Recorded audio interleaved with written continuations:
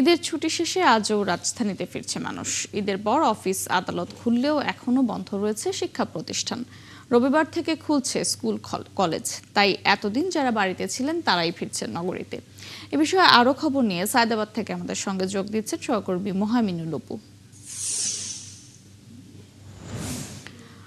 অপু, ঈদ পেরিয়েছে এক সপ্তাহের বেশি, তো এই ছুটির দিনে আজ ঢাকায় ফেরা মানুষের যাত্রী চাপ কেমন দেখছেন, কি বলছেন তারা, জানাবেন।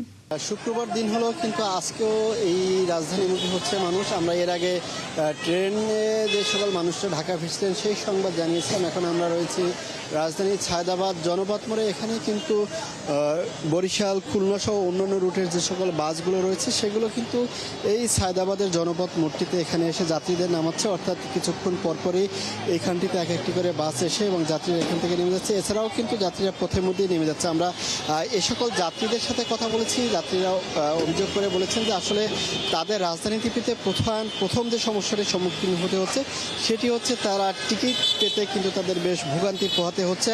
আগ থেকে টিকিট কেটে না রাখলে, অর্থাৎ স্টেশনে এসে কিন্তু সেই টিকিটগুলো পাওয়া যাচ্ছে না এবং 1 থেকে 200 টাকা ভাড়া বেশি, সেটি কিন্তু এখনও নিচ্ছে। আমরা বরাবরে যে চিত্র তুলে ধরেছি, জানিয়েছি, তার ধারাবাহিকতা কিন্তু এখনও রয়েছে। পটুয়াখালীগামী থেকে আসা একটি বাসের যাত্রীর সাথে কথা বলেছি।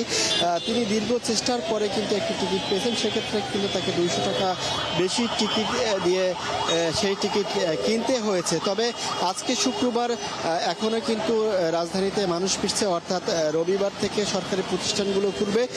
সেই হিসেবে কিন্তু যাত্রীদের চাপ কিছুটা বাড়ছে। তবে এটি কিন্তু বেলা বাড়ার সাথে সাথে যাত্রী চাপ কিছুটা কমে আসবে। তবে সাধারণত বাস যেগুলো থাকে সেগুলো কিন্তু রাত্রে নাগাদই বেশি ঢাকায় প্রবেশ করে এবং খুব সকালবেলায়। সেক্ষেত্রে কিন্তু যাত্রীরা তখন কিন্তু এই যাত্রীর সংখ্যা আরও বাড়বে। তবে এই অন্যান্য দিনের তুলনায় আজকে কিন্তু যাত্রী চাপ কিছুটা কম রয়েছে। তো আমার কাছে রাজধানী সায়দাবাদ থেকে এই ছিল সবশেষ খবর।